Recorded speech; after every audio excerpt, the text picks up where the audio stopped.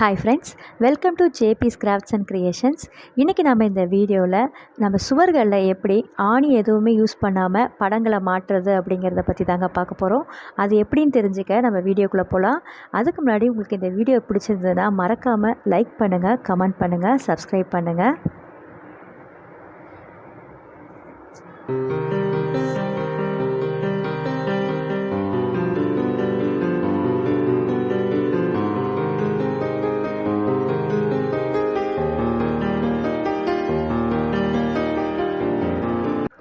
நம்ம ஒரு வீட்டை அலங்காரம் பண்ணணுன்னா நிறையா ஃபோட்டோஸ் மாட்டணுன்னு தான் ஆசைப்படுவோம். ஆனால் எல்லா இடங்கள்லையும் ஃபோட்டோஸ் மாட்டுறது வந்து சாத்தியப்படாது. ஏன்னா நம்ம எல்லா இடத்துலையும் ஆணி அடிச்சுட்டே இருக்க முடியாது. முக்கியமாக வாடகை வீட்டில் இருக்கவங்க அவங்களுக்காகவே தான் நம்ம ஈஸியாக இப்போ யூஸ் பண்ணுறதுக்கு இந்த மாதிரி வெல்க்ரோ ஸ்ட்ரிப் உதவுதுங்க.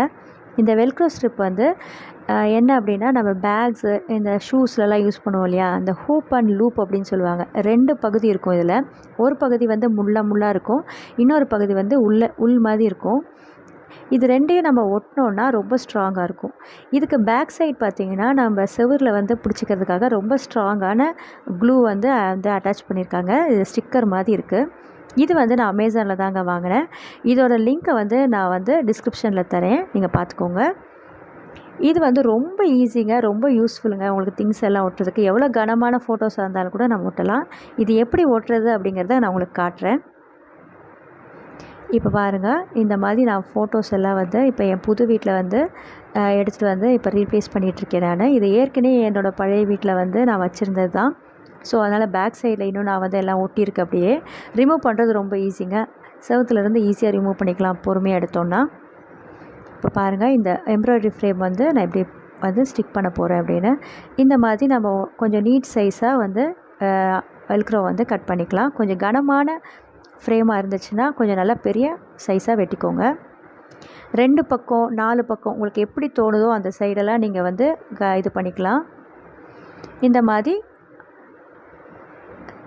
அதுலேயும் ஒட்டிட்டு இந்த பக்கம் இதில் ஓட்டிடுங்க.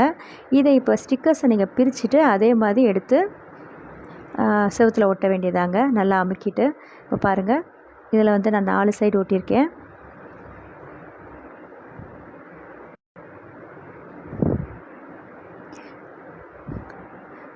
இப்போ இந்த மாதிரி படங்களில் பார்த்தீங்கன்னா நான் வந்து 3 சைடு ஒட்டியிருக்கேன்.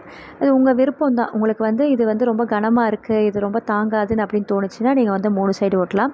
பட் எந்த சைடு ஓட்டினாலுமே ரொம்ப அழுத்தமாக நல்லா ஸ்ட்ராங்காக தான் இருக்குங்க. ரொம்ப சின்னதாக ஒட்டாமல் ஓரளவுக்கு மீடியமாக இருக்கிற சைஸ் மாதிரி ஓட்டுங்க, கரெக்டாக இருக்கும். நான் பெரிய பெரிய படங்கள்லேயே வந்து இந்த மாதிரி தான் நான் மாட்டியிருக்கேன். இப்போ இதை எப்படி நம்ம வந்து இதை ஸ்டிக்கர்ஸை ரிமூவ் பண்ணிவிட்டு நம்ம செவுத்தில் அப்படியே ஃபிக்ஸ் பண்ண வேண்டியதாங்க. உங்களுக்கு ரொம்ப ஈஸியாக இருக்கும். அப்புறம் நீங்கள் வந்து எதாவது துடைக்கணும் இல்லை மாற்றணும் அப்படின்னு சொன்னால் பொறுமையாக ரிமூவ் பண்ணிங்கன்னா ஈஸியாக வந்துடும். செவுத்தில் இருக்கிறது ரொம்ப அவ்வளோ சீக்கிரத்தில் வராது. நீங்கள் வந்து பொறுமையாக உருவினீங்கன்னா இதை அப்படியே பிரிக்கிற மாதிரி நம்ம பிரித்து எடுத்துக்கலாம். அப்புறம் திருப்பி நம்ம வேண்டுங்கிற மாதிரி ஒட்டிக்கலாம். இது ரொம்ப ஈஸி. உங்களுக்கு ஆணிக்கு பதிலாக இது வந்து ரொம்ப யூஸ்ஃபுல்லாக இருக்கும். வீடு ஃபுல்லாக நீங்கள் உங்களுக்கு தேவையான பொருட்களை எங்கேனாலும் ஒட்டிக்கலாம். இது நிச்சயமாக உங்களுக்கு யூஸ்ஃபுல்லான டிப்ஸாக இருக்கும்னு நினைக்கிறேன்.